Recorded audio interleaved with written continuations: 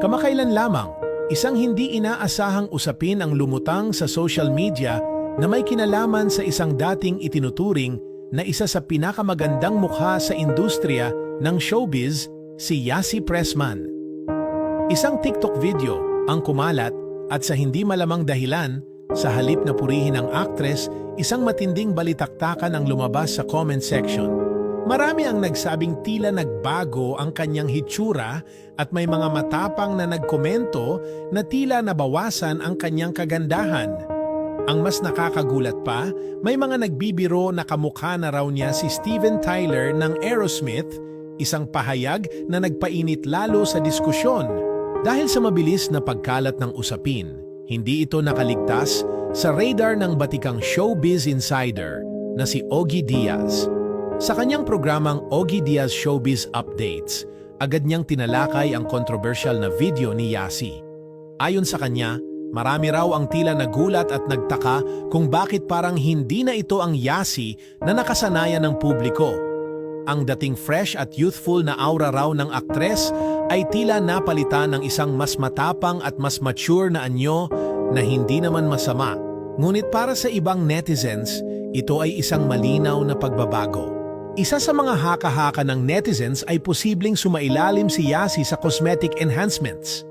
May mga nagduda na baka nagpaayos siya ng labi o iba pang bahagi ng kanyang mukha, kaya naman tila nagkaroon ng kaunting pagbabago sa kanyang features.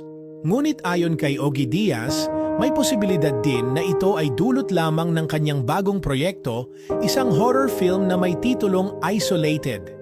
Ang pelikula ay nasa ilalim ng Viva Films at idinidirect ni Benedict Mike kung saan makakasama niya ang veteranong aktor na si Joel Torre. Ipinunto ni OG na maaaring ang itsura ni Yassi sa nasabing video ay epekto ng makeup, ilaw o filter na ginamit sa TikTok, kaya nagmukha siyang iba sa nakasanayan ng publiko. Ngunit sa kabila ng paliwanag na ito, hindi pa rin napigilan ng ilang mapanuring netizens ang paghahayag ng kanilang pangamba.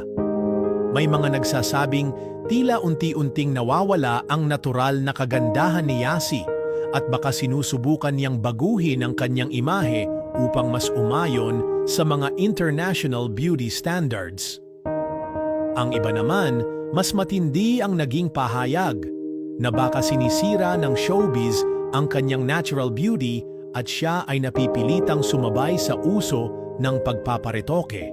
Sa kabila ng lahat ng ito, marami rin ang sumuporta kay Yassi. Maraming fans ang nagsabing hindi na mahalaga kung may nagbago sa kanyang mukha dahil ang talento at husay niya sa pag-arte ang tunay na sukatan ng kanyang halaga bilang artista.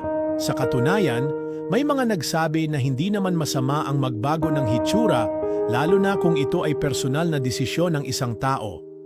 Ipinunto rin ng ilan na hindi makatarungan ang panghuhusga sa pisikal na anyo ng isang artista dahil ang kanilang propesyon ay higit pa sa kanilang panlabas na anyo.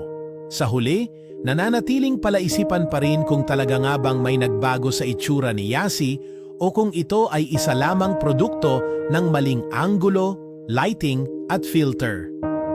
Ngunit isang bagay ang sigurado, ang usaping ito ay patunay kung gaano kabilis makapanghusga ang social media at kung paano maaaring magbago ang pananaw ng tao sa isang artista sa isang iglap lamang.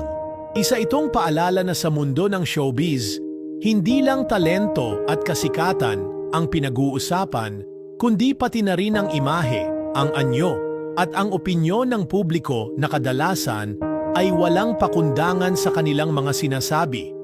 Ang tanong na ngayon, babalikan pa kaya ni Yassi ang dati niyang imahe o tuluyan na niyang yayakapin ang bagong bersyon ng kanyang sarili?